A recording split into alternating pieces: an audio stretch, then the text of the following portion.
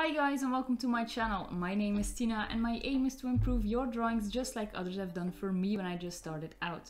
In this video I'll be reviewing the Stabilo Carbothello pastel pencils. Last week I was talking about some of the different popular pastel papers out there. If you haven't seen that video, make sure to go and check it out. Just click the link above. Now, while I was making that video, it got me thinking about some of the materials I use most often. These pencils definitely jumped to mind, so here we are. I divided my thoughts into different categories as well as a conclusion. I put these down below in the description, feel free to jump straight to the category you want. Let's get started, shall we?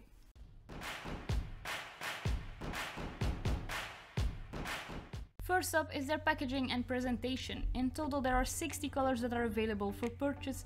It's possible to buy these open stock, which is wonderful, seeing as some of your colors will wear down much faster than others. Besides this, you also have the option to buy them in sets. They are available in 12, 24, 36 and finally the 60 set. There's also the option to buy them in this nice wooden case, but the metal case itself is quite handy. For me personally, the casing doesn't really matter as I keep all of my pencils in these drawers. Now let's have a look at the pencil itself. One of the most convenient things is that their wood casing matches the color of the pencil. When you are just starting out and you don't have that many pencils, this doesn't make such a big difference. But as your collection starts to grow, it's really neat to be able to identify your colors so fast. You are also gonna find the lightfastness on there, more about that in a minute, and the color code. Now, whether a company uses a color code or the actual color name doesn't matter because you can identify the pencil easy enough when you need to reorder a specific one. So for packaging and presentation, I would give this a 4 out of 5. Moving on to my second category, their color range and lightfastness. Like I said before, they have a total of 60 colors, and although this isn't bad, they don't rank among the highest. Some of their competitors have around 72 colors, while the pastel pencils from Caran d'Ache win this with 84 colors in total. But this doesn't mean you don't have enough colors. I personally think they have a good color range and they have a great selection of greys and browns, which for me, who mostly draws animals, is perfect. When it comes to the lightfastness, they work with a star system. Now let me pull that up for you here. It goes from 1 to 5 and according to Stabilo, this goes from sufficient to highest lightfastness. Now there are 3 pencils in the set that have 0 score. Let me show you in which category the pencils fall. So all in all, with already 48 pencils in the good and upwards category, for me this is more than okay. So for color, range and lightfastness, I would give them a 3 out of 5. Next up, their visual appeal and performance. This is where it all comes down to. How well do these pencils perform?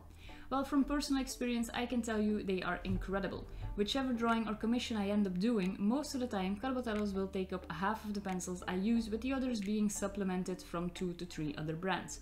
They have quite a high pigmentation for a cheaper brand of chalk pastel, and as such they can lay down some pretty good colors.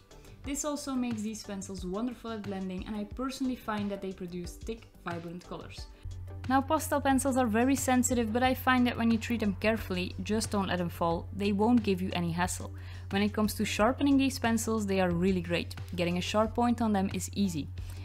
But the way I draw, I mostly don't need sharp points, as I've learned to use the side of my pencil for a sharper line. So when I sharpen them, I'm either going to use the pencil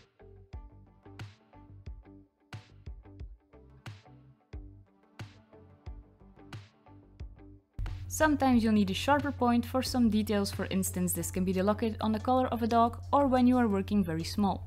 When I need this, I will just sharpen it some more, for instance with the pencil shaver. I'll show you before and after. When it comes to the breaking of the lead, I really can't complain. They don't tend to break easily, and I even know some other artists who will use the crank handle sharpener to sharpen them. You can imagine you need a sturdy pencil for this. When it comes to the softness of the pencil, I would say they fall right in the middle. This gives them the advantage of being easy to blend with, while at the same time still being able to get down smooth and hard lines. Some people like to work with softer or harder pastels, and the Carbothello caters to both in my opinion. So because of all this, I would give them a 4 out of 5 in this category. Finally, for the last category, let's talk money and value. There isn't a single pastel pencil out there that will give you so much value for your money as the Stabilo Carbothellos. Like I said earlier, they come open stock as well as in different sets. When you look at the price per pencil, you'll get something that looks like this. Note that these are the prices I found right now on Jackson's. If you buy them in a set, you'll roughly pay €1.55, while open stock you'll pay €1.59.